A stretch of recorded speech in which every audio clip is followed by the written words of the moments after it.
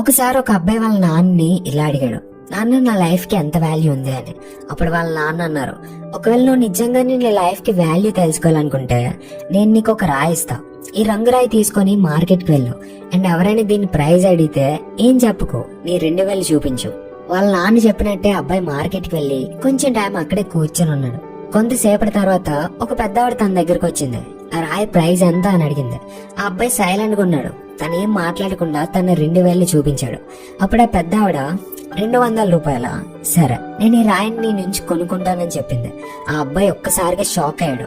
ఒక రాయి విలువ 200 రూపాయల, ఎందుకంటే రాళ్ళు ఎక్కడైనా దొరుకుతాయి కానీ వాటి విలువ 200 రూపాయల. తను వెంటనే వాళ్ళ నాన్న దగ్గరికి వెళ్లి ఇలా అన్నాడు, నాన్న నాకు మార్కెట్ లో ఒక పెద్ద ఆవిడ కలిసింది అండ్ ఈ రాయికి 200 రూపాయలు ఇవ్వడానికి సిద్ధంగా ఉంది.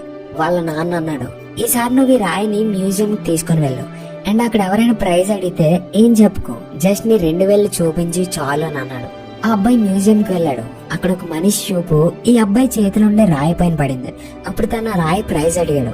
ఆ అబ్బాయి ఏం మాట్లాడకుండా తన 2000 చూపించాడు. అప్పుడు ఆ మనిషి 20,000 రూపాయల, సరే నేను ఈ రాయి కోసం నీకు 20,000 రూపాయలు ఇవ్వడానికి సిద్ధంగా ఉన్నాను, ఈ రాయిని నాకు ఇచ్చేసే అన్నాడు. ఆ అబ్బాయి మళ్ళీ షాక్ అయ్యాడు.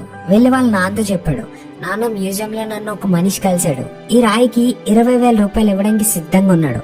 అప్పుడు వాళ్ళ నాన్న అంటారు, ఇప్పుడు నేను లాస్ట్ ప్లేస్ పంపిస్తున్నా, ఇప్పుడు నువ్వు వెళ్లాల్సింది విలువైన డైమండ్స్ అండ్ స్టోన్స్ అమ్మే షాప్ కి అండ్ అక్కడ కూడా ఎవరైనా ప్రైజ్ అడిగితే ఏం చెప్పుకో, జస్ట్ నీ 2000 చూపించి చాలు.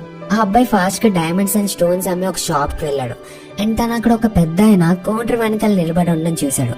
ఎప్పుడైతే ఈ పెద్ద ఆయన చూపు ఈ రాయి పైన పడిందో తను షాక్ అయిపోయాడు.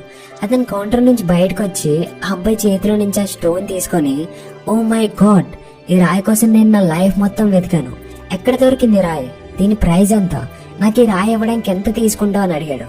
ఆ అబ్బాయి మళ్ళీ ఏం మాట్లాడకుండా 2000 చూపించాడు. అప్పుడు ఆ పెద్ద ఆయన అన్నాడు, ఎంత, 2 లక్షల రూపాయల, సరే నేను ఈ రాయి కోసం నీకు 2 లక్షల రూపాయలు ఇవ్వడానికి సిద్ధంగా ఉన్నాను, ప్లీజ్ నాకు ఇచ్చేసి అన్నాడు. ఆ అబ్బాయి తన కళ్ళని నమ్మలేకపోతున్నాడు.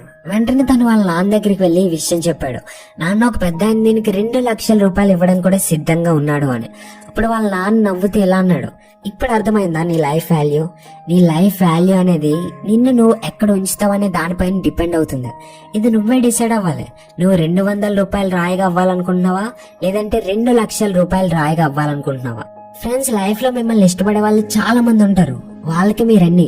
అండ్ ఇంకొందరు ఎలా ఉంటారంటే మిమ్మల్ని కేవలం ఒక వస్తువులా వాడుకుంటారు, వాళ్ళకి మీరేం car. Me worth and value ఎప్పుడు కూడా వేరే వాళ్ళు మిమ్మల్ని ఎలా ట్రీట్ చేస్తున్నారు అన్న దాని మీద డిపెండ్ అవ్వదు. మీ ట్రూ వర్త్ ఎంత అనేది మీ పైన డిపెండ్ అవుతుంది.